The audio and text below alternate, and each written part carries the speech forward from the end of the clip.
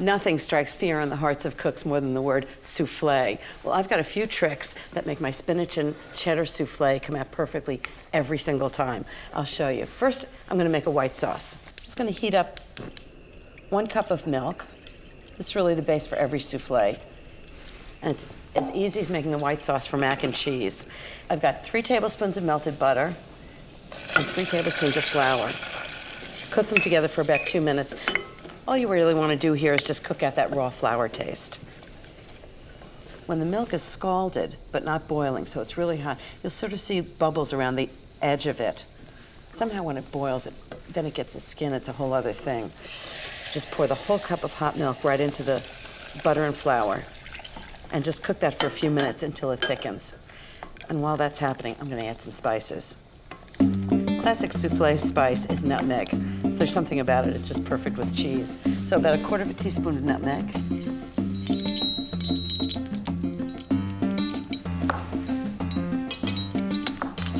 Just cook the white sauce on a very low heat. You don't want it to burn. You'll see it gets thick very quickly.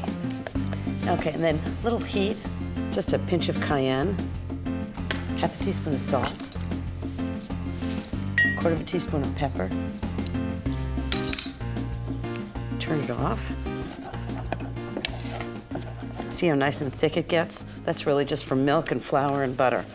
Okay, next I'm gonna add 4 extra large egg yolks. It's really important that they're room temperature. Just dump them right in. It's gonna make it nice and thick. Gorgeous base for a souffle. So I just need about 1/2 cup of grated cheddar. You can use Vermont cheddar, good aged cheddar. That should do it. So I'm just gonna put it right into the white sauce. You need a whisk and a wooden spoon for this. Go back and forth. And 1/4 cup of grated Parmesan cheese. That's gonna give it some good heat, a little spice. So I've got 1 package of frozen spinach that I actually defrosted and then squeezed all the water out of it. So just like that. And then just put the whole thing right in.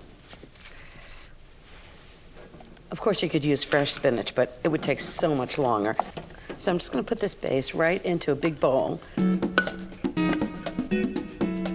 So the reason a souffle rises is the egg whites. I've got 5 room temperature egg whites. I'm just gonna whisk them up. I'm adding 1/8 teaspoon of cream of tartar, which actually stabilizes the egg whites and lets them reach their full volume. Start beating it on low speed. After a minute, turn the speed up to medium and beat for another minute. Then crank up the speed to high and keep it going until the whites form firm, glossy peaks. Perfect. Okay, so what I'm gonna do is I'm just gonna lighten it a little bit by just whisking in about 1/4 of the egg whites. It'll make it easier to fold in the rest. This part you can whisk in and not worry about ruining it. The second part you want to fold in really carefully because what you don't want to do is deflate the egg whites. So I'll show you how it's done. Let's put all the egg whites right in the middle and then cut right through the middle of it and just fold them over. And just keep folding very carefully without deflating the egg whites until it's completely incorporated. I'll show you the second tip for making the perfect souffle. Preparing the souffle dish. This is what I do. First, take a 6 to 8 cup souffle dish, butter the sides, then sprinkle the dish with grated Parmesan cheese. This allows the souffle to rise really well. If you don't want your souffle to come out like a pancake, this works. Just very carefully pour the souffle mixture into the dish. Smooth the top. And take your spatula and just do a little line right around the middle of the souffle. It helps it rise evenly. Okay, into the oven, 400 degrees. Turn it down right away to 375 and no peeking. Now that's a souffle. I'm starting with my favorite French fig tart. I know, it sounds complicated, but it's really easy to make. And it begins with my favorite foolproof pastry. And this is all you have to do. First, I put 2 cups of flour into the bowl of a food processor fitted with a steel blade, plus a tablespoon of sugar and a half a teaspoon of kosher salt. Pulse it a few times to combine. Then add 12 tablespoons of cold, unsalted butter in small dice. And pulse the machine 10 to 12 times until the butter is the size of peas. With the food processor on, pour a half a cup of ice water down the feed tube. Then pulse the machine just until the dough comes together. Turn it out onto a floured board, knead it quickly into a 5-inch round flat disc, wrap it in plastic, and refrigerate it for exactly 1 hour.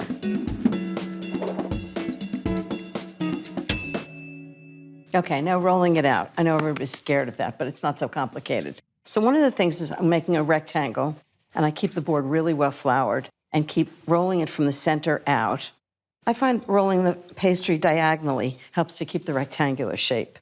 And try and handle the dough as little as possible. I'm going to cut it on the sheet pan. Okay. I'm just going to straighten the edges. So it just doesn't have to be perfect, just has to be rectangular. I'm going to refrigerate this while I get the figs ready. So this is how I prep the figs for this tart. I've got really big figs, which are just gorgeous. Take off the stem and just cut it in half. And they're big, so I'm going to cut them in quarters. And now I'm going to line the figs up in perfect rows. Okay, here goes.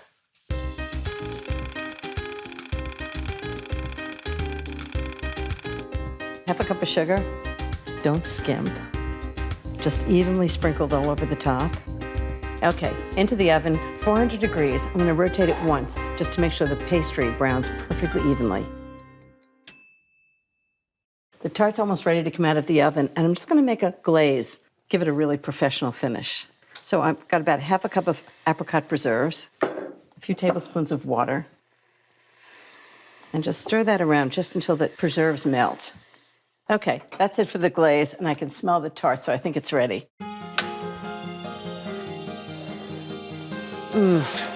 How gorgeous does that look? Wow. I just need the glaze and a brush. This is really easy. Just brush the top of the fruit really carefully, a little bit of the apricot glaze. So just dab it on. You don't want to brush it because you'll move the fruit around. So let's see if I can do this in one go. And do you think anybody will miss a little piece if I take it off? Nah, not a chance. That's really good. So the first thing I need for the puree is 2 cups of basil leaves. What I'm going to do is blanch them in hot water, and what that does is really set the green color, so it's fresh green basil in the potato basil puree. So I need a big pot of boiling salted water. What I'm going to do is use the same water for the basil as I am for the potatoes. So 2 cups of fresh basil leaves, right into the water. And it's going to sit there for about 15 seconds, just until it's blanched. And then into ice water, which is called shocking, and it really sets the green color. Okay, right into the ice water, which is why you want to have the ice water ready before you start. Okay, next, the potatoes. So I've got 2 pounds of Yukon Gold potatoes. They're peeled in maybe about 1.5-inch dice. And those are going to cook for about 20 to 25 minutes. And while they cook, little home movies. I'm going to show you where I got the inspiration for these potatoes. It's the Bistro de Puree. It's near the Seine, and it's the real thing. Old school Parisian bistro with incredible charm. If you order veal chops in a place like this, you are definitely having potato puree alongside. So, drain potatoes, put the lid on. So the next thing I'm going to do is heat up some half and half. I've got 1 cup just to a simmer. I'm going to add 3/4 cup of Parmesan cheese. It's really important not to let the cream boil though, because Parmesan will end up a mess. Okay, next I'm going to puree the basil in the food processor. Just strain it really well. Ooh, that's cold. So I'm just going to put this in, and then I'm going to put the cream in and puree them together. It's hot but not boiling. So this is the mixture that's going to go into the potatoes. So just give it a whir.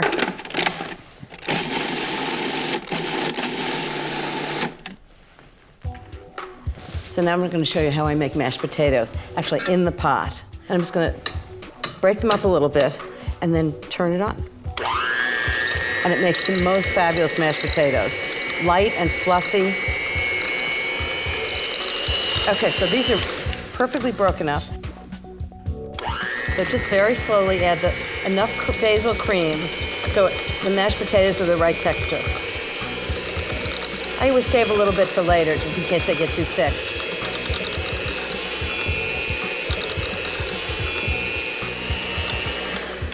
Okay, 2 teaspoons of salt, 1 teaspoon of pepper. Just mix that all in. Oh, does this smell good?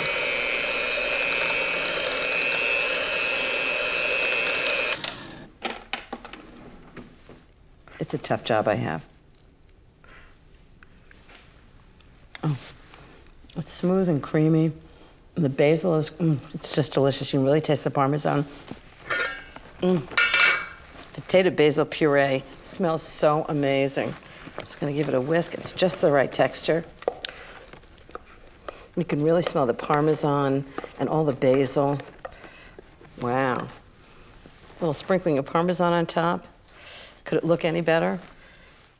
When I think about portable food, of course I think about a sandwich. But I'm not gonna make an ordinary sandwich. I'm gonna make an amazing sandwich.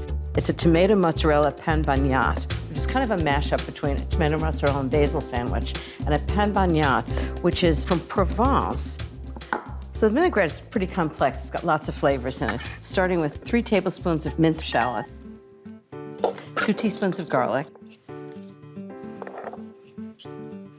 1½ tablespoons of red wine vinegar, and then I'm going to add 1 tablespoon of balsamic vinegar, just to give it a more complex flavor, and 2 teaspoons of Dijon mustard. All very Provençal flavors. Okay, 2 teaspoons of salt. This is such a great sandwich to pack up and take on a picnic, take to work. 1 teaspoon of pepper. And then I'm gonna whisk in ½ cup of olive oil. And the mustard's gonna emulsify it. And as though it doesn't have enough flavor, I'm gonna put in 6 anchovy fillets that I've chopped up, 2 tablespoons of capers. They're drained. You don't want the liquid to get into this. 2 tablespoons. And 1/4 cup of Kalamata olives. I like the brininess of them. Okay, that's the vinaigrette. Time to build the sandwiches. Watch this. So I'm using ciabatta. You can use any kind of bread that's kind of dense, but the ciabatta toasts really well. And I've got 2 slices of tomato on each one. And then I'm just gonna put a generous helping of vinaigrette on top of the tomatoes and the bread. Okay, then the next layer is mozzarella. I thought fresh basil would be great in each sandwich. Then I'm gonna take the top of the ciabatta and put the vinaigrette on the bottom side of it and put it right on top of the sandwich. And now, I'm gonna weight them. I'll show you what I do. I want them to sort of compress a little bit. So put another sheet pan on top and a couple of heavy cans that you have in your pantry. These are amazing sandwiches. Wait till you see how compressed these get in an hour. I'm gonna make really good sandwiches. Look at that. And now I've got a panini machine. I've got it nice and hot, and I'm gonna put 2 of them in.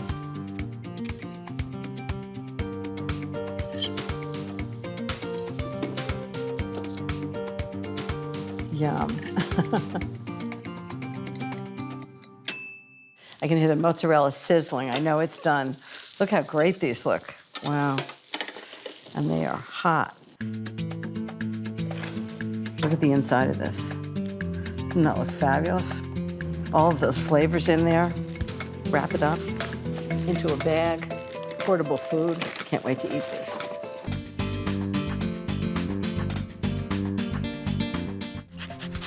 I'm having a baby shower. I'm gonna make 2 huge platters of salmon nicoise, and everybody can just help themselves. I'm making a marinade for the salmon. It's gonna sit on it for a little while.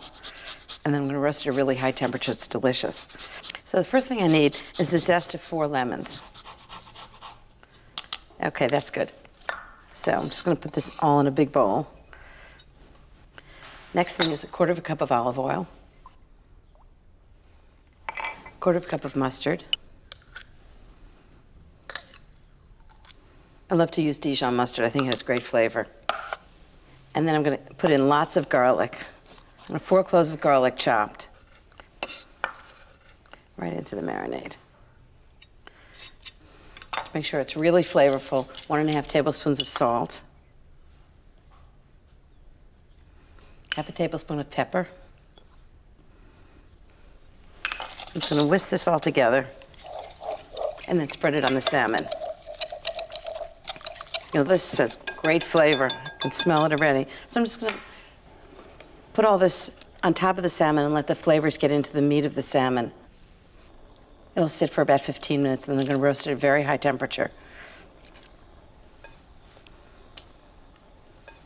Perfect. So what I have is 1½ pounds of these haricots verts, the French string beans. You can really find them anywhere. Just gonna put them right into a pot of boiling water. A little bit of salt. Actually, blanching is a great way to cook a lot of vegetables. You put it in hot boiling water, cook it for 3-4 minutes, depending on the vegetable, until it's crisp but still tender, and then you shock it by putting in ice water. It stops the cooking, sets the color, and makes sure they stay crisp, which is wonderful. So I'm gonna just take the beans out. They don't cook very long at all. Put into the ice water, stop the cooking.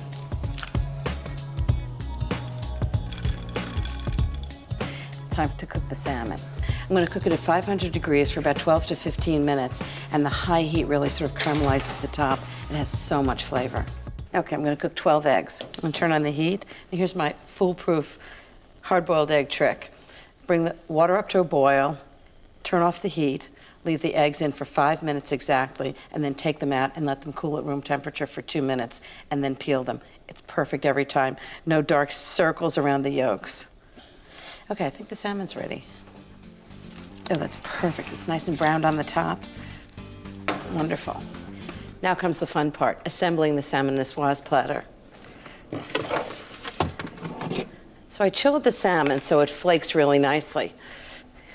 I'm just gonna take big pieces of it and put it right on the platter. The salmon's perfectly cooked. It's sort of medium rare, and you can see all the flavors on top, the garlic, and oh, it's just wonderful.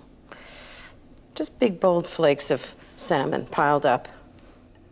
The main course is the salmon, so I'm just gonna put it right down the middle. Okay, so the next thing is the potatoes. So they've steamed, they've cooled, and I've sliced them big, thick slices. I'm gonna do 2 platters. It's so many people, I just wanna make sure everybody has lots to eat. And then tomatoes. I took medium-sized tomatoes and cut them in 6ths. And then the haricots verts, which we steamed and blanched. Everything's room temperature. The key about a big platter is just big blocks of color. You don't want a little here and a little there. You want big blocks of color. Okay, next is hard-cooked eggs.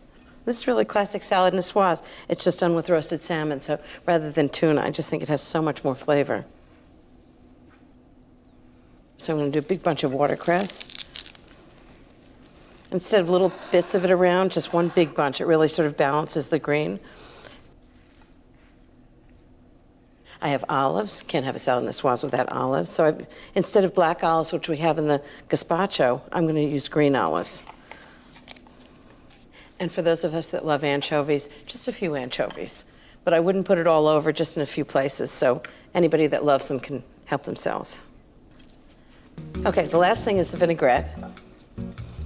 Really quick. 1/4 cup of champagne vinegar. Teaspoon of mustard. Good Dijon mustard is essential. Salt and pepper. Make sure it's really well flavored. And 1/2 cup of olive oil. And that's the easiest vinaigrette in the world. I love the way the mustard emulsifies this vinaigrette. Okay, I'm just gonna pour it over the vegetables, particularly the potatoes. Make sure they have lots of flavor. A little drizzle on everything else. Oh, I think I hear girls' voices. I think there's a party about to start, and I can't wait to see Sinead's face. So for dessert, I'm going to make an apple cake tatin, which is a very simple version of a French apple tatin. So first I'm going to make caramel, which is a cup of sugar, a third of a cup of water, and I'm just going to cook it. I need a candy thermometer to make sure I don't overcook it, until it's sort of brown and caramelized, about 360 degrees on a candy thermometer. Excellent. Okay, the next thing is the apples. So just cut the apples, cut out the core, and cut them in wedges. And I think for this, probably 3 wedges, so you'll have 12 wedges per apple. Okay, just take the apples and put them in a greased pan. A glass 9-inch pie pan is perfect. You can find one in the hardware store. And just run the apples around the outside. And then when you turn it over, all those caramelized apples are going to show. It's going to be great.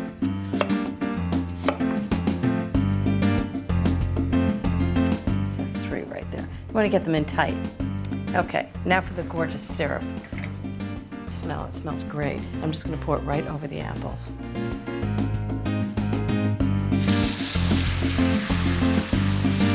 Now I'm going to make a sour cream cake dough on top and bake the whole thing together. It's going to be so good. So it's a really simple cake. 6 tablespoons of butter, 3/4 of a cup of sugar. Just cream that together.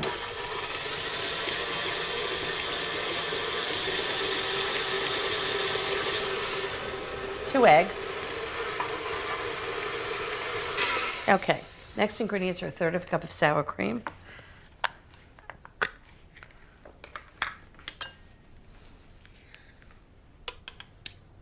okay, 1/2 teaspoon of lemon zest,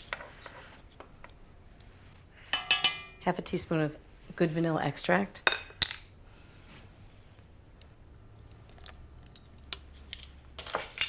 and mix it all up. So now for the dry ingredients. I need a cup plus 2 tablespoons of all-purpose flour. I need a 1/2 teaspoon of baking powder, 1/4 teaspoon of salt. I'm just going to sift these all together. And that way, if there's a little piece of flour or something in the bottom, you can either sieve it or just take it out. So make sure that you really have smooth, dry ingredients. So with the mixer on low, I'm just going to slowly add the dry ingredients. Okay, now just take the batter and just spread it out over the apples and the caramel. And it's going to be puffed and golden and just gorgeous when you turn it out upside down. Spread it out smoothly on top of the caramel and the apples. And then I'm going to bake it 350 degrees for about 30 to 40 minutes until the cake is done and a cake tester comes out clean. So this is the hard part, is turning it out. It's caramelized apples on the bottom, a nice light cake on the top. So, wish me luck. Oh, look how great that looks. Wow. So you just have to loosen it a little bit. And I think I did it. Wow, that's really great. Okay, and a little bit of powdered sugar on the top. And I think that's perfect for housewarming at Valerie. Michael and I made a deal that I would do dinner and he's going to do the table setting. So we each get to do exactly what we want to do. So the first thing I'm making is meringues. I'm going to make Meringues Chantilly, which is meringues with fresh berries and whipped cream. How bad can that be? So I need 6 egg whites, just the whites. Okay, into the mixer. I'm going to turn it on. I'm going to whip it up. 1/4 teaspoon of cream of tartar, which gives them volume. Big pinch of salt for flavor. 1 cup of sugar. Add it slowly. Okay, those go on high speed. And while those whip, I'm going to get the pans ready. So I'm going to make individual meringues for each person. So I'm going to take a measure. I'm using 3.5-inch measure. I'm going to draw circles on a piece of parchment paper on a half-sheet pen. And then what I'll do is I'll pipe each of the meringue discs inside the circle so I know that they're all 3.5 inches. So just to make sure that the meringue doesn't end up with pencil marks on it, I'm going to turn this piece of paper over and just pipe it on the top. Okay, let's see how the meringue's doing. Oh, they look great. They're very high volume, they're whipped, they're firm. You need a little bit of vanilla, half a teaspoon, just to give it lots of flavor. Okay, so the only thing I have to put in now is a half a cup of sugar. I put some sugar in the beginning, but I'm going to put this in the end. It makes a much tenderer meringue if you fold the last half a cup of sugar in. Okay, half a cup of sugar. Just sprinkle it on. I'm just going to fold it in with a spatula. It's actually surprising what a difference this makes. I actually love meringues. After a big dinner, it's a really nice sort of light dessert. I like to make them individual meringues like this, filled with berries. I like to make pavlovas. They're big discs filled with whipped cream and fruit or chocolate. Okay, I'm just going to fill a piping bag. The biggest bag you have with a big star tip is great. And guess what? If you don't have a piping bag, you can just do it with a spoon and just form those little shells. But I'll show you how to do it with a piping bag. Particularly great. It's a really messy job. I'm going to start on the edge, make a circle around the edge, and then come straight inside. So I'm making a flat disc, and then I'm going to make an edge around the outside. That's it. Actually, maybe I'm going to start from the center and go around the outside. That's even better. And then just keep building up the edge. So you end up with a nice shell. And the good news is, if you do one that you don't like, you can just put it right back in the bag. You turn over the ends so that when you turn them back, it's nice and clean. Meringue in. This is something you really don't want to do on a rainy day. The meringues end up, everybody's had meringues that are sort of chewy. It's because there's too much humidity in the air. Really makes a huge difference. It's surprising, but it's true. But you can store them for a really long time in an airtight container. So find a really nice day and you can make them in advance. Okay. I'm gonna be covered in meringue by the time I'm done with this. Okay, just start the circle. I'm going to fill these with whipped cream and berries at the party so they don't get soggy. Okay, into the oven, 200 degrees for 2 hours. It's a cool oven, so they get nice and crisp but not browned. And I can't wait to see what Michael's doing at the table. He's such a fabulous florist.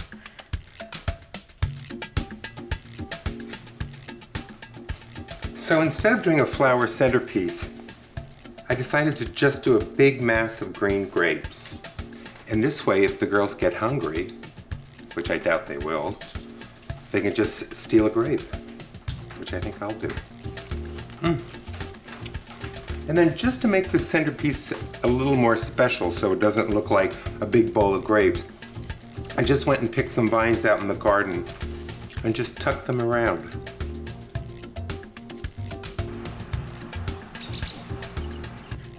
Meringues are only as good as what you put in them. So I'm going to make stewed berries and some whipped cream. So in order to make the stewed berries, I'm going to take a half a pint of fresh blueberries, half a pint of fresh raspberries,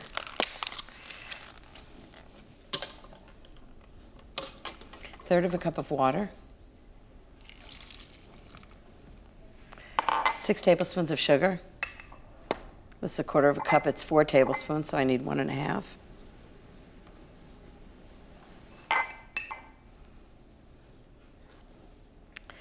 And I think I'm going to do some orange zest because it'll give the raspberries and blueberries a little depth of flavor. So about 1/4 teaspoon of freshly grated orange zest.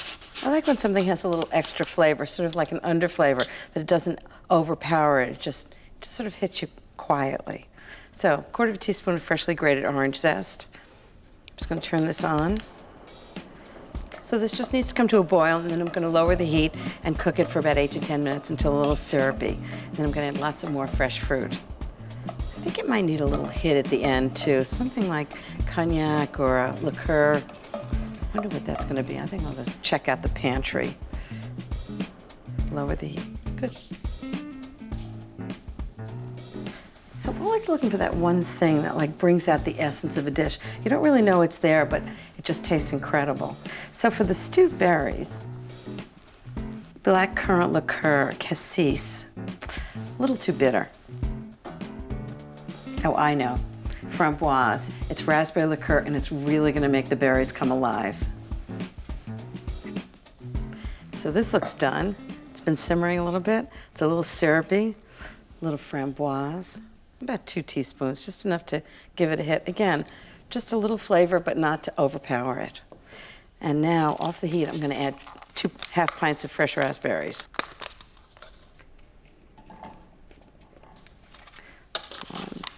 So it's going to be mostly fruit with a little bit of sauce on it, and I'm going to fill those wonderful meringue shells with it. It's really more fruit than it is sauce, but just enough to sort of make it wet and delicious. Okay, I'm just going to pour it into a little bowl, and then I'll have the meringues and the berries, and I'll make whipped cream at Michael's house. And now I need to just turn the meringues off. I'm going to leave them in the oven, and they're going to get really crisp.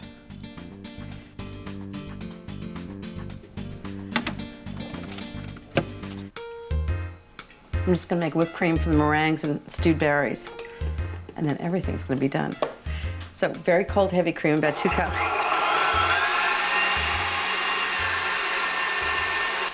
2 tablespoons of sugar.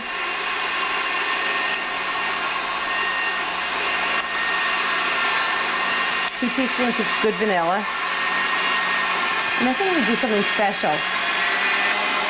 Orange liqueur. Just a splash. Give it a little more flavor. Great. That's nice and thick. Just going to put it in the fridge, and then I'm just going to get the main course ready before the girls get here. I love desserts that you can make all the parts before and just assemble them while people are here. Meringue, whipped cream. How bad could that be? I love the crunch of the meringues, creaminess of the whipped cream, and the sweetness of the berries. It's a great combination. How great is this? Okay, everybody, meringue, whipped cream, and stewed berries. I'm making sun-dried tomato palmiers. Now, I've always made sweet palmiers, which are those elephant ears with sugar, and I thought, wouldn't it be great to make savory ones? So the first thing is 1 1/4 cups of sun-dried tomatoes. I'm just going to chop them up because they're going to end up being ground up in the food processor. So I've got 1 1/4 cups of sun-dried tomatoes. It's really like making pesto. I'm going to make it with basil, Parmesan cheese, garlic. Oh, I think about 9 cloves of garlic. I want about 3 tablespoons of minced garlic. You don't have to chop it so fine because the food processor is going to do all the work. Just put that in. Already smell the garlic. And then I'm just going to grind it up. Okay, next thing is basil, lots of it. These are great flavors together, basil and garlic and sun-dried tomatoes. I want about 5 cups of basil leaves. Just going to roughly take these off. Love the way it smells. Okay, right into the food processor. Okay, then a teaspoon of salt, teaspoon of pepper. Really is just like making pesto. And then grind it all up. And now I'm going to slowly add 3/4 of a cup of olive oil.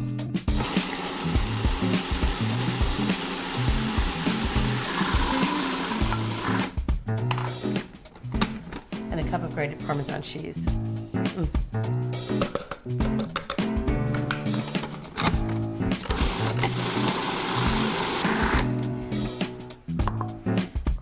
Oh, it smells great. Tomato and basil and garlic. I wonder if it'd be good over pasta. Puff pastry is this great little secret. It's available in the freezer of every grocery store in America, and if you've ever made it yourself, you never want to do it. So I've got one sheet that I've defrosted in the refrigerator. This is still cold, but if it gets warm and it's hard to work with, just chill it for about 5 minutes. Just lightly roll it, not too much.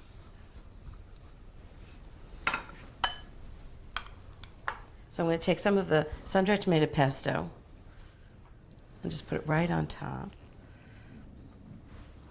It smells good. I can smell the garlic and the tomato, and just spread it out. I suppose you could probably make savory puff pastry palmiers with all different kinds of things, just plain pesto or Gruyere and Parmesan. So just roll this right to the edge. I want every palmier to have the sun-dried tomato pesto on it. So it's really smooth. Okay. And then I'll show you how to roll it up. So you're going to do it like, just follow this. So about halfway in, just like that, on both sides. And then halfway in again, so it meets right at the middle. So what happens is those layers of butter, when the heat from the oven hits the layers of butter, the water evaporates and it causes the pastry to really puff up. And that's why it's called puff pastry. And then you just fold it over just like that. Okay, that's a nice little package. So just slice about 3/8 inch slices. It's like between 1/4 and 1/2. Well, they don't look like much now, but I think they're gonna taste great. Okay, quick egg wash, which is an egg beaten with a tablespoon of water, just so they get nice and brown. These are going to bake at a really hot temperature, about 400 degrees, for about 10 or 11 minutes. I'm going to flip them halfway through so they get nice and brown and crisp on both sides. These are going to be really good. How gorgeous is that?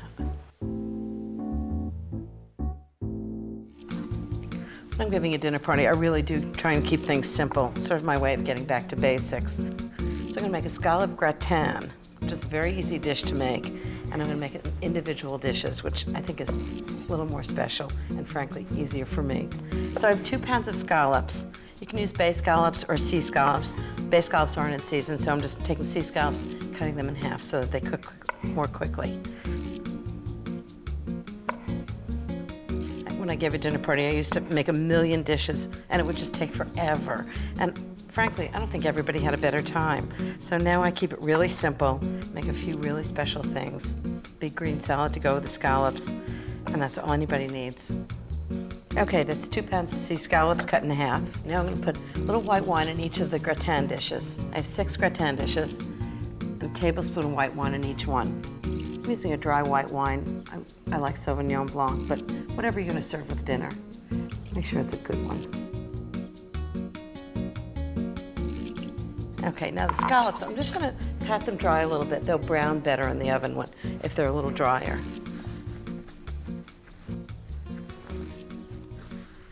Just paper towels. So I'm going to distribute the 2 pounds among the 6 dishes. Just enough for each person for main course.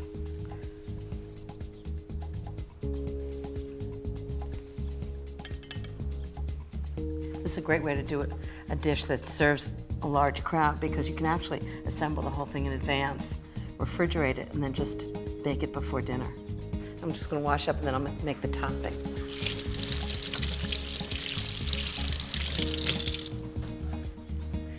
And this is what makes this gratin so special, is the topping. First into the mixing bowl, 6 tablespoons of unsalted butter at room temperature. Then 6 big garlic cloves, chopped. 2 minced shallots, 2 ounces of minced prosciutto, and 4 tablespoons of minced fresh parsley leaves. Some freshly squeezed lemon juice, 2 tablespoons. It's one of those magic ingredients that really brings out the flavor and everything in the dish. And then a French classic with seafood, Pernod. It's got a wonderful anise flavor. Just 2 tablespoons of Pernod really adds depth of flavor. A couple of teaspoons of kosher salt, a teaspoon of black pepper. And then the mixer gets switched on low, and I just drizzled in 6 tablespoons of olive oil.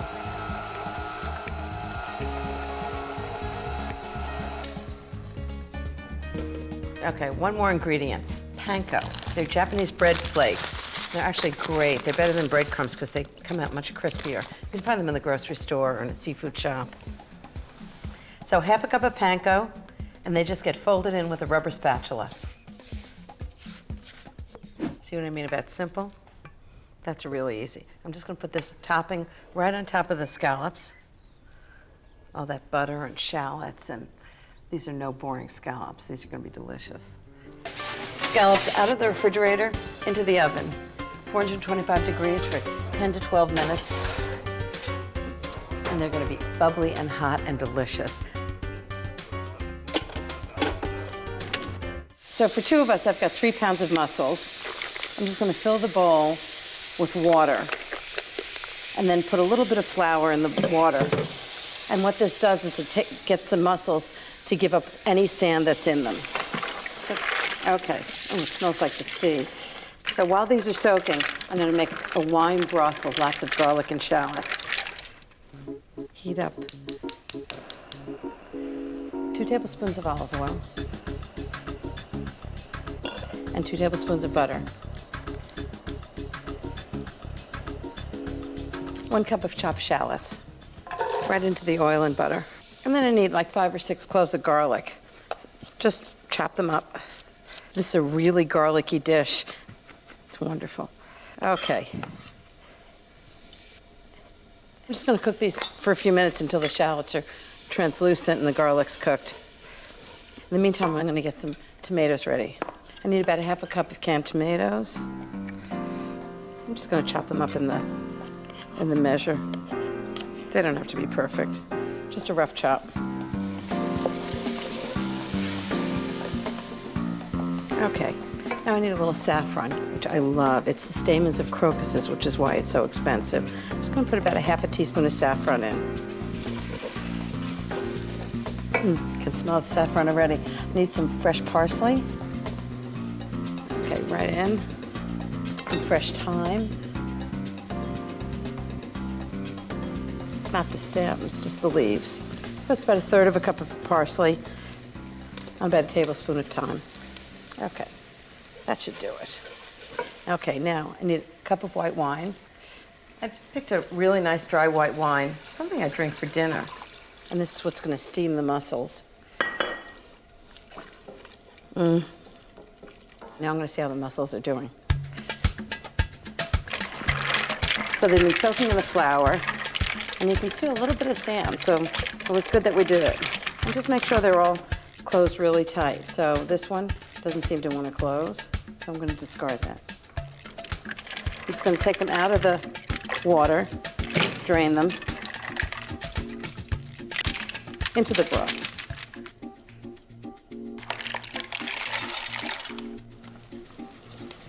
Just toss them with the broth.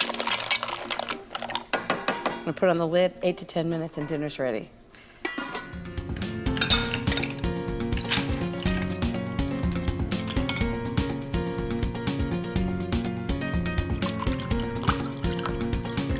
So what do you think we should do tomorrow?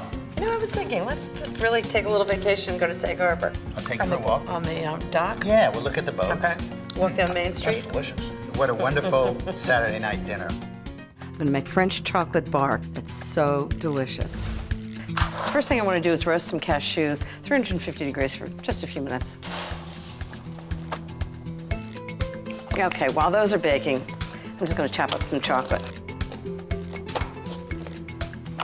So I'm chopping 2 kinds of chocolate here. I've got semi-sweet chocolate and bittersweet chocolate.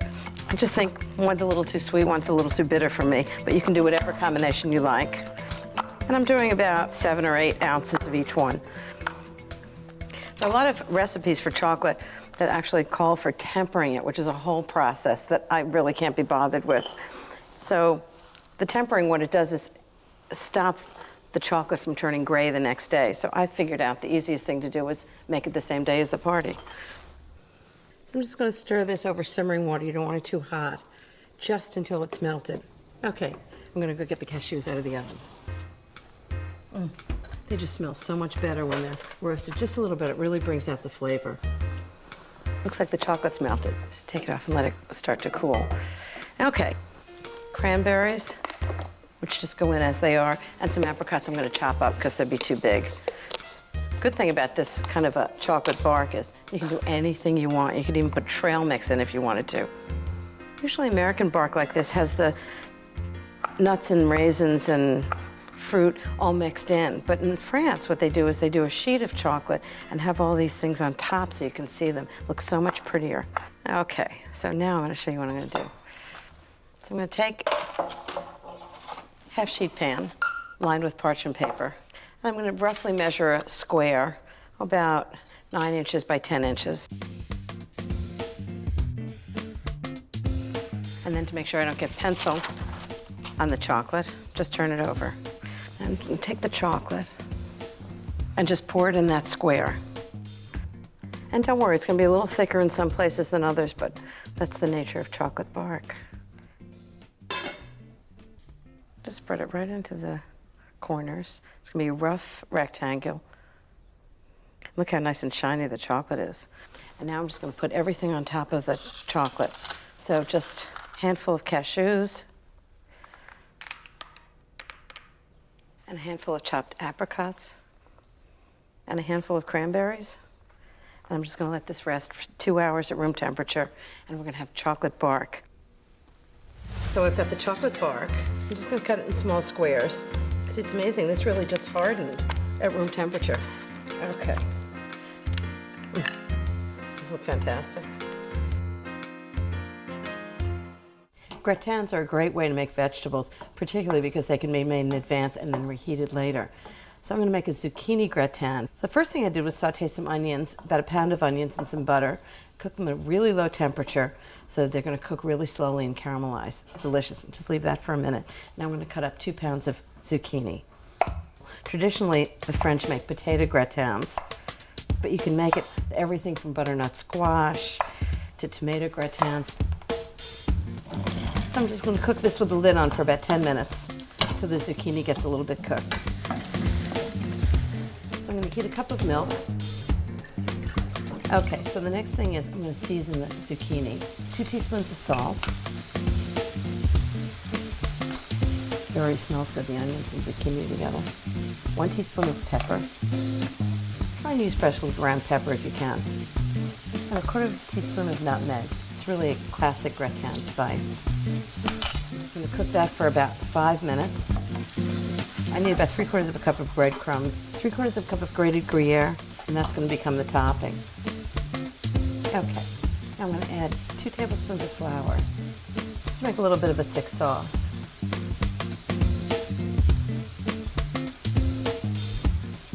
Just stir that in. Zucchini is still sort of al dente. Okay, now I'm going to add the cup of milk, hot. This is what's going to make the creamy sauce for the gratin. Milk and the flour. All the onions and zucchini, it's just wonderful, and I can smell the nutmeg. So just pour everything right into the dish.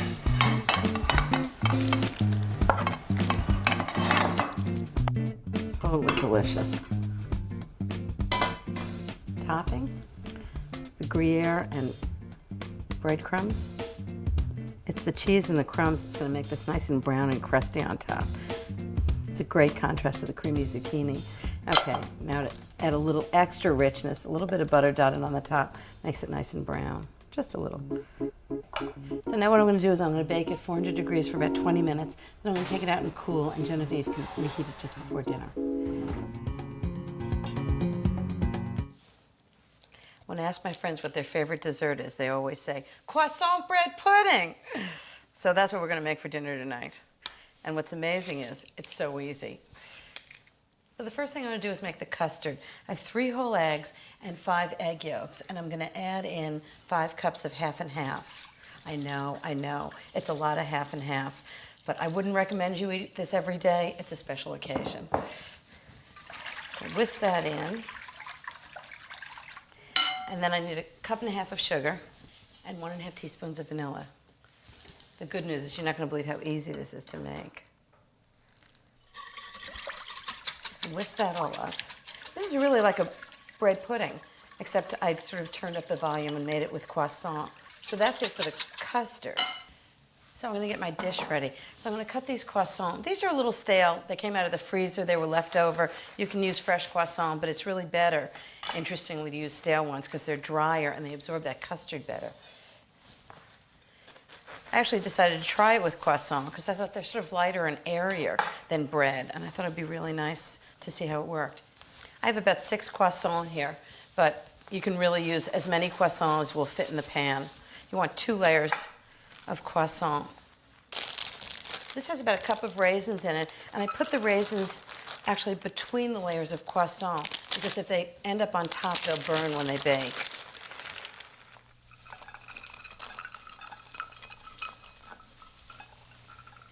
Then I'm going to put the second layer on. All right, now I put all this fabulous custard on. Just pour it over the whole thing. Now comes the fun part. You have to just get the croissant to absorb all that custard by holding it down for a minute. You can see the bubbles coming up, so it's absorbing all that gorgeous custard. So I'm going to let that soak for a minute while I get the water bath ready. So it's always a good idea when you're making custard to put it in a water bath. It actually keeps the temperature down. And a lot of people say you have to boil the water. I just use really hot tap water. The easier the better. So I'm going to cover the pan, not just the dish, but the whole pan, with foil. I'm going to put it into a 350-degree oven for about 45 minutes. And by then the custard's going to start to set. And then I'll take the foil off, bake it for another 45 minutes, and you'll see it's going to get really puffed and brown and just gorgeous. And in it goes. Carefully, because you don't want water in the custard.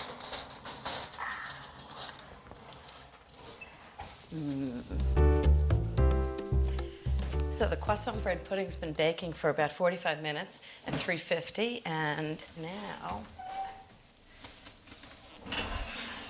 I'm going to take off the foil and let it bake another 45 minutes until it gets puffed and nicely brown, and it'll be delicious.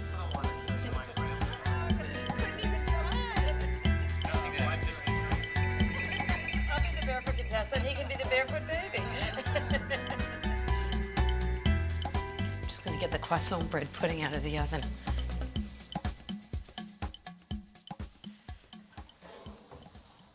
Oh, it's so gorgeous.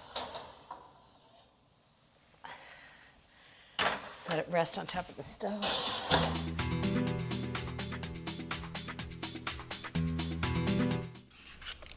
One of Jeffrey's and my all-time favorite desserts is French apple tart.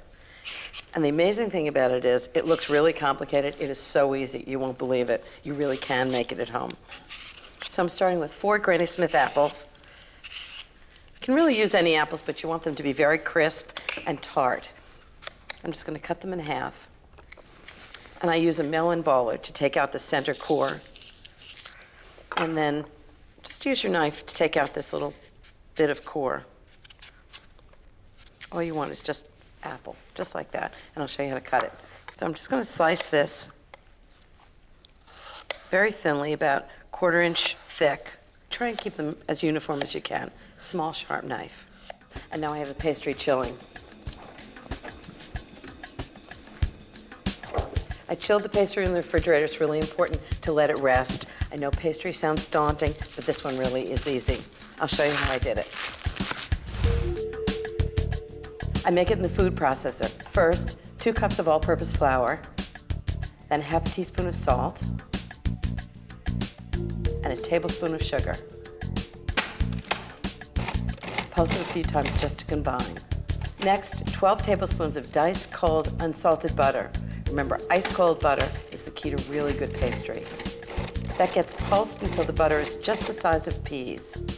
Then, with the motor running, add 1/2 cup of ice water and pulse it just until the dough comes together. Tip it onto a board. Knead it really quickly. You don't want it to warm up.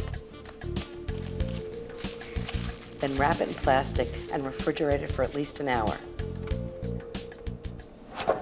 I'm just going to roll it out now. A little flour. So I'm going to roll this out to about 10 by 14 inches. Just roll it from the middle. It's the best way to roll pastry. Okay, this is just going to go right onto a sheet pan, parchment paper, the easiest way to do it. Roll it up right around your rolling pin and just lay it right on the pan. I'm going to take one of the apples. I'm just going to fan these out. Just layer them one on top of the next. You can do it any way you like. You can do it sideways. I like to do it diagonally across. I just think it's prettier. I love the simplicity of this. There's no filling. It's just pastry and apples, butter and sugar.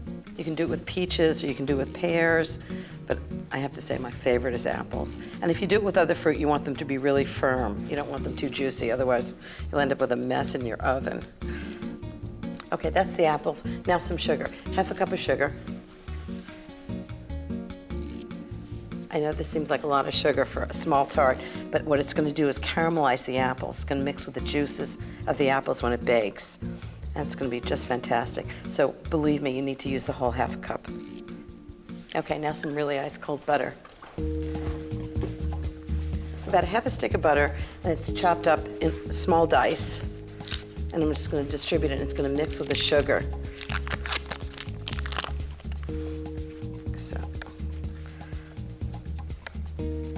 Cut it in quarters, and then just dice it. So just distribute it on top. It doesn't have to be perfect or exact. Just make sure it's well distributed. 450 degrees, which is a hot oven, 45 minutes, and it'll be golden brown and delicious. If the edges burn a little bit, don't worry, that's what it's gonna do. So the next thing is a classic apricot glaze for the tart. It gives it a really nice finish. So I'm gonna take about a half a cup of apricot jam.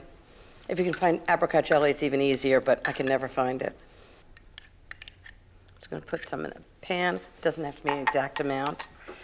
I'm just gonna heat it up with about 2 tablespoons of Calvados. Don't go out and buy a bottle of Calvados if you don't have some. It's a nice apple flavor liqueur, just enough to thin it. I'm just gonna heat this up until it's melted. I'm really looking for sort of a runny consistency. When the jam melts, it's gonna be just right. I want something that's very easy to brush on the tart. Okay, this should be good. So I just have a sieve and a bowl. I'm gonna pour this right into the sieve. I can really smell the warm Calvados. It smells so good. And just strain it through. And that's the glaze.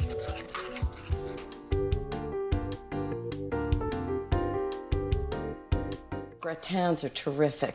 Potato gratin, I like to make zucchini gratin. But for this dinner, I'm gonna make cauliflower gratin. So I've got a 3-pound cauliflower. I'm just gonna cut it up into florets. Okay.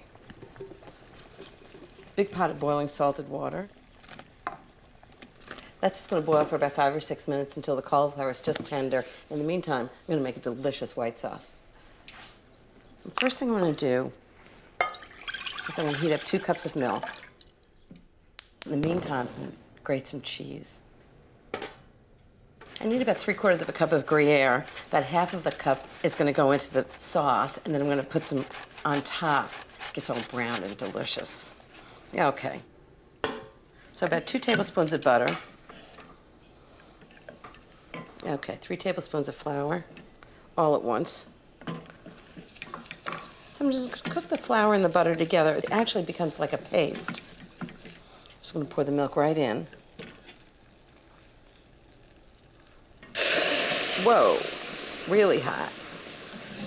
And then just stir this and you'll see it really thickens up, so it's a really good white sauce. Oh, it's really nice and smooth now. Actually, you can see it really coats the back of the spoon nicely. Okay, it's thick enough. I'm just gonna turn it off the heat and add some great flavor. First is salt. I need a teaspoon of kosher salt. Half a teaspoon of pepper. And the next thing is really classic French spice. So 1/4 teaspoon of ground nutmeg, and then lots of delicious Gruyere cheese, about a half a cup. And I add Parmesan. It's not so classic for French gratins, but it gives it a nice nutty flavor. About a half a cup of grated Parmesan. And then just stir it together. Oh, it smells so good. You can really smell the nuttiness of the Gruyere and the spicy Parmesan, and even the nutmeg. Okay, that's done. I think the cauliflower is ready.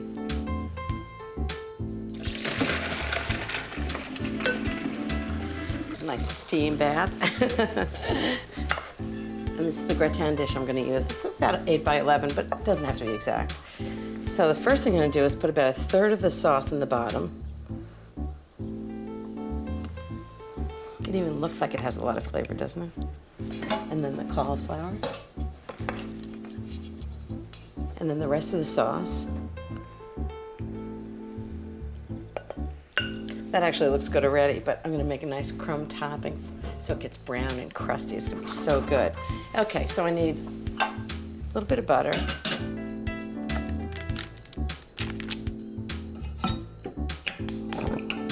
So it's 1/4 cup of breadcrumbs, 1/4 cup of Gruyere. Just gonna mix this together. And I'm just gonna sprinkle it over the top. And then just drizzle it with a little bit of butter. Never hurt anything. And I'm just gonna leave that to room temperature, and I'm gonna refrigerate it and bake it just before the party. Cauliflower gratin. Oh, this smells so good. It's a party.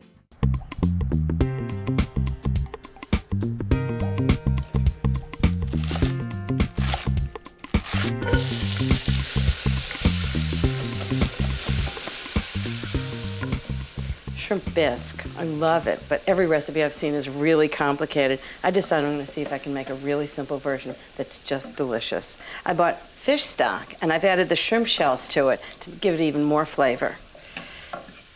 I'm gonna strain the fish stock. I need 3 3/4 cups. So if I have a little less, I'm just gonna add some water. Yep, just a little water.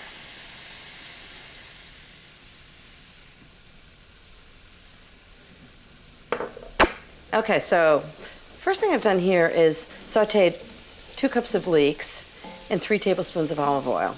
Just make sure the leeks are really, really clean before you cook them. Okay, I'm gonna add some garlic, about 1 tablespoon of garlic. Just saute it for about 1 minute.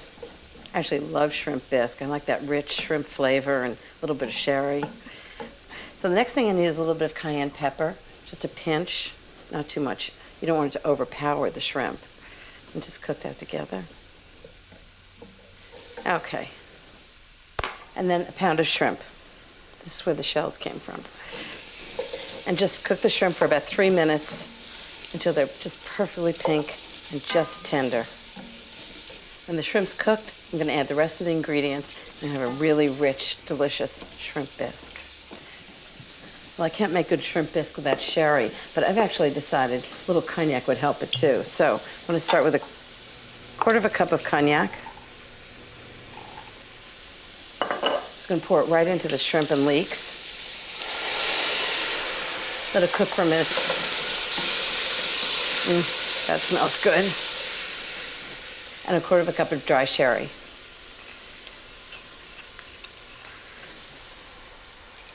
And all that's just gonna really get into the shrimp and flavor the soup.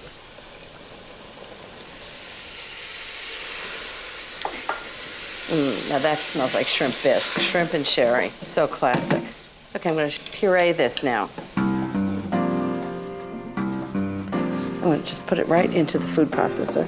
And now I'm just gonna puree it until it's really chunky. I don't like it when it's too smooth.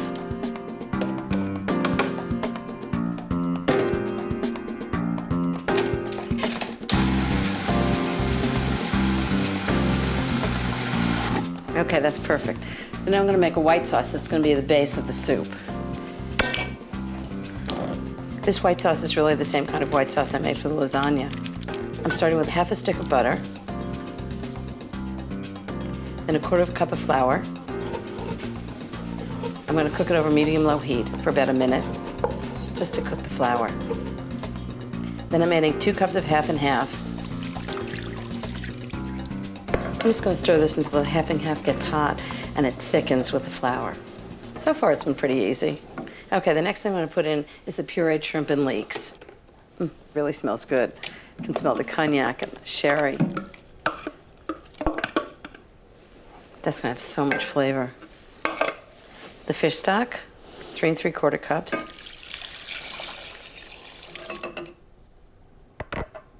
1/3 of a cup of tomato paste, 2 teaspoons of salt,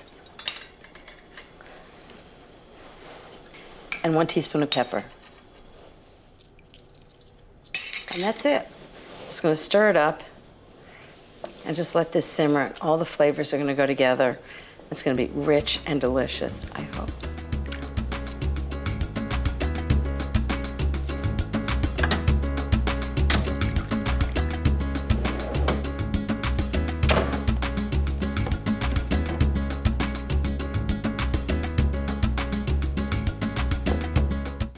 Scallops Provencal.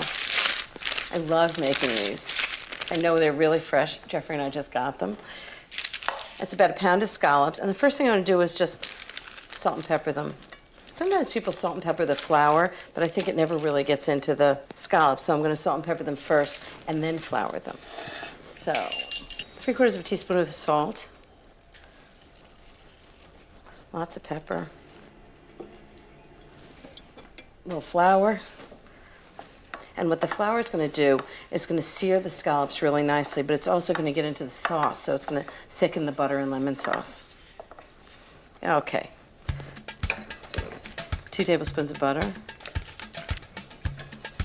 Just going to put the scallops in 1 layer.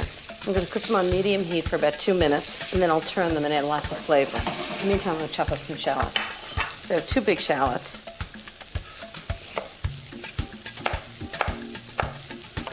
Sometimes when I'm making this for a dinner party, I get all the ingredients all prepped in advance, and the whole thing just takes 5 minutes in the pan. I'm just going to turn the scallops.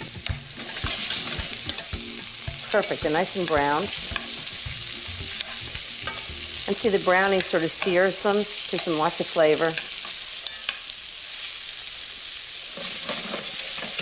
Okay, that's going to cook for another 2 minutes, and I'm just going to chop up some garlic.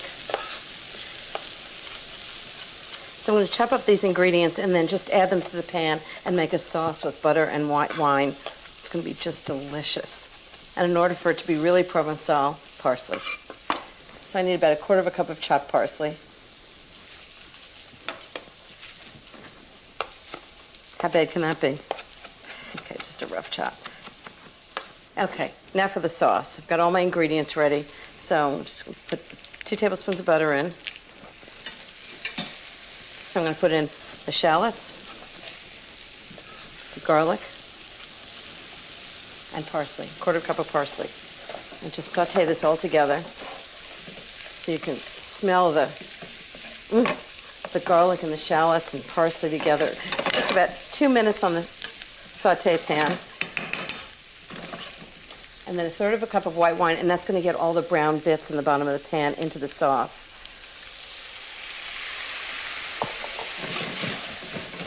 Just choose a nice dry white wine, something you'd want to drink with a meal, and then serve it with a dinner. Okay, that's really it. It's just perfect. Okay, I'm just going to leave that for a minute while I get some herbs with the rice. And dinner's ready. Time to serve everything up.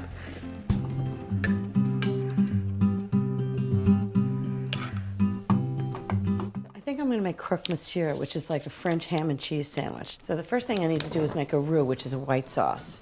I need 2 tablespoons of butter. Melt that. 3 tablespoons of flour.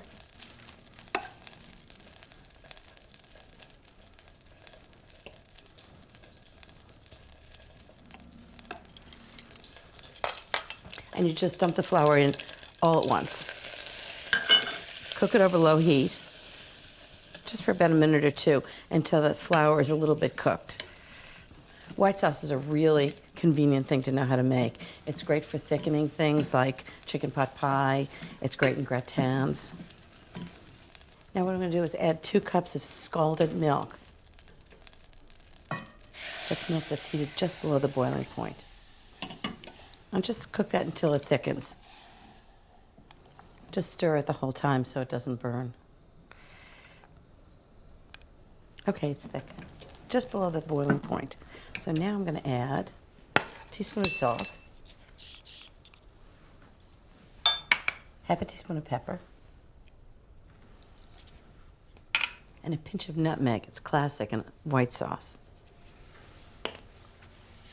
Half a cup of Parmesan cheese, and half a cup of grated Gruyere. And it's all just going to melt together in this sauce. So it's really nice cheese sauce with lots of flavor because the Parmesan and Gruyere taste very different. It gives it a real depth of flavor. This looks good. Okay, now I'm going to assemble them. So what I've done is I've toasted the bread, taken off the crust, and I baked them at 400 degrees for about 5 minutes, turned them, and baked them another 2 minutes, and they're ready to go. Now, what I'm going to do is put a little mustard on one side. Croque Monsieur is a classic French lunch, and any good cafe in France has Croque Monsieur, or Croque Madame, which has, it's exactly the same thing with a fried egg on top. So get it thinly sliced, a really good, either baked Virginia ham or a Black Forest ham, something like that. And then sprinkle some Gruyere right on top.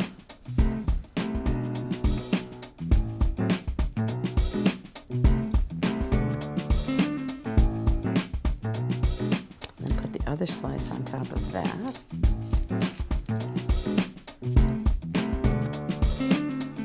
A little bit of the cheese sauce.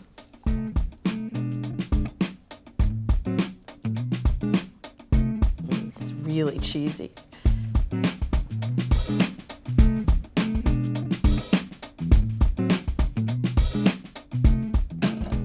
More Gruyere on top.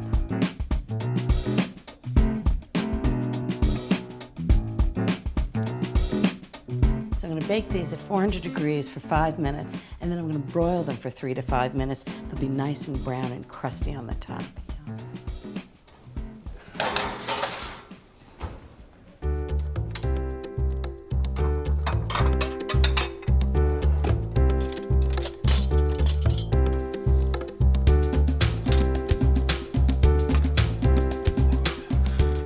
Hot from the broiler. They don't look bad, do they? Lunch is ready. This is my idea of what a business meeting should be. So how about a Croque Monsieur, which is a French ham and cheese sandwich. If it tastes as good as it smells. I hope it does. I'm gonna make Coq Au Vin, which is a French chicken and wine with mushrooms and bacon. The first thing I need is 4 ounces of bacon or pancetta. I think just good smoked bacon is fine. I put a little splash of olive oil in the pan. I'm just gonna cook it for about 8 to 10 minutes until the bacon's really crisp. Okay, while that cooks, I'm gonna get the chicken ready. So what I've done is I've asked the butcher to cut a chicken up in 10 pieces. I'm gonna salt and pepper it really well on both sides. Okay, so that's salt and peppered, and I think the bacon's done. Perfect. So I'm gonna take the bacon out with a slotted spoon and just leave the fat that's left behind for browning the chicken. Just put it on a big plate. So the chicken's gonna go in. I wanna do it in batches so it browns really nicely. If you put too much in, it actually ends up steaming rather than browning. I'm not cooking it completely, I'm just browning it. And all the flavors from the browning are gonna get into the sauce. So I need half a pound of carrots. I actually use really big, thick slices. 1 yellow onion, just sliced into the pan. 1 clove of garlic minced right in. Okay, next thing is good stuff, 1/4 cup of cognac. This is gonna give the flavor of the cognac, and it deglazes the pan. Get all those delicious crusty parts into the sauce. Okay, now I'm gonna put the chicken and the bacon all back into the pot. And all the juices that collect on the plate too. Have a bottle of Burgundy. You can use Pinot Noir, but just something really good that you would drink.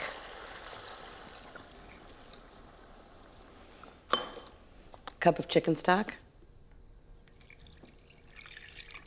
And the last thing is a big sprig of fresh thyme. Don't even pick the leaves off. You can just take the stem out after it's done. Okay, into the oven, 250 degrees for just about an hour, and it's gonna be so good. So I have a half a pound of mushrooms. These are cremini, you can use porcini. The only thing you don't want to use are those sort of button mushrooms that you find in the grocery store. They don't have a lot of flavor. So I'm just going to cook these in a little bit of butter. Just get them browned. I use a big saute pan so they brown nicely. You don't want them to steam, you want them to really sort of sear a little bit. Fantastic. Now I'm going to get the Coq Au Vin out of the oven.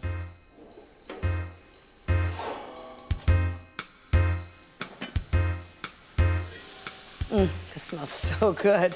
Okay, so now I'm going to make a little bit of a roux, which is flour and butter to thicken it. So I need 1½ tablespoons of flour and 1 tablespoon of softened butter. Just mash it all together and then add it back into the pot, and it thickens really nicely. This is going to thicken the sauce beautifully. And the last really important ingredient for Coq Au Vin, little baby onions. So right into the pot. I'm going to add the mushrooms in. I actually leave the mushrooms till the last ingredient so they don't disintegrate, and they're really great when they're just quickly sautéed. Give it a stir. Cook for about 10 minutes so the sauce is nice and thick. And take out the stems of the thyme. It's all going to cook together. It's going to be so good. This is really good. This is just delicious. For the beef bourguignon, what I have here is about ½ pound of bacon. I cooked it in a tablespoon of oil. I'm going to take it out, which leaves some of the fat in the pan, and then I'm going to cook the beef and the vegetables and the wine, a little cognac. It's going to be really good together. So the next thing I'm going to do is take 2½ pounds of chuck, which is a fairly inexpensive cut of meat, not like filet of beef. And I've cut it in cubes, and I'm just going to dry it a little bit. If the cubes are dry, they'll brown better in the pan. Just salt, pepper,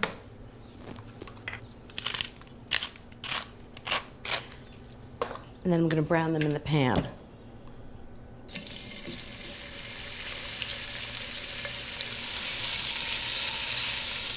Just do it in a single layer so they brown really evenly.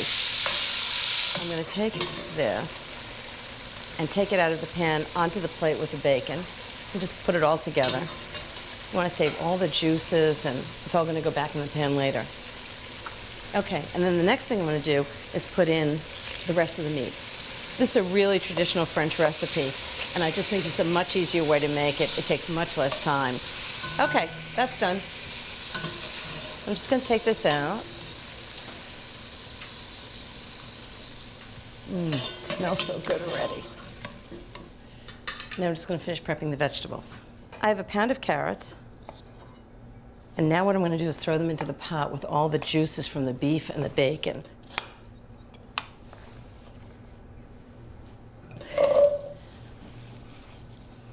And cook them for about 10 or 15 minutes until they're just tender. And I'm going to add 2 large yellow onions and a tablespoon of salt and 2 teaspoons of freshly ground pepper. It seems like a lot, but it's a big stew. I'm just going to saute this for about 15 minutes until the vegetables are just tender and the onions are nicely browned. So the next thing I'm going to do for the beef bourguignon is put in chopped garlic, and about 2 cloves. Very often recipes call for onions and garlic to go in together, but I think the garlic really burns very quickly. So I tend to do the onions for about 10 or 15 minutes, and then the garlic for only the last minute. And then you get all the flavor of the garlic and no burning. So 2 cloves of garlic, right in with the carrots and the onions. So I need ½ cup of cognac. I'm going to pour it into the pot. And now comes the fun part. I'm going to flame it. Stand back. Whew. What the flame does is it burns off all the alcohol but leaves that gorgeous flavor of cognac. Okay, and then I'm going to put all the meat and the bacon and all those gorgeous juices right back in.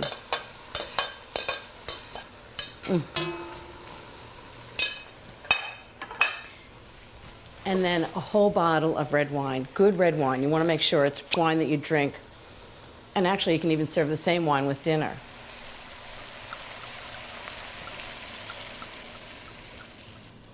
I did say a whole bottle.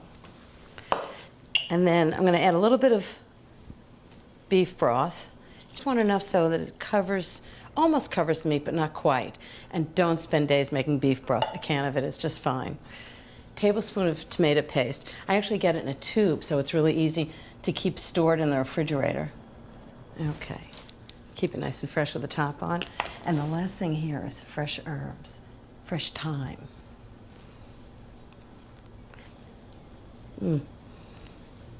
Smelling awfully good. I think Miguel's going to be pleased. So now it's simmering, which is perfect.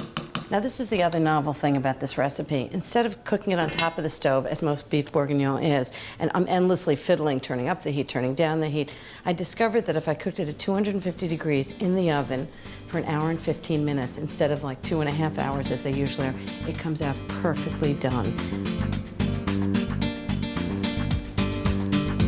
So into the oven, an hour and 15 minutes at 250 degrees, and we're gonna have beef bourguignon.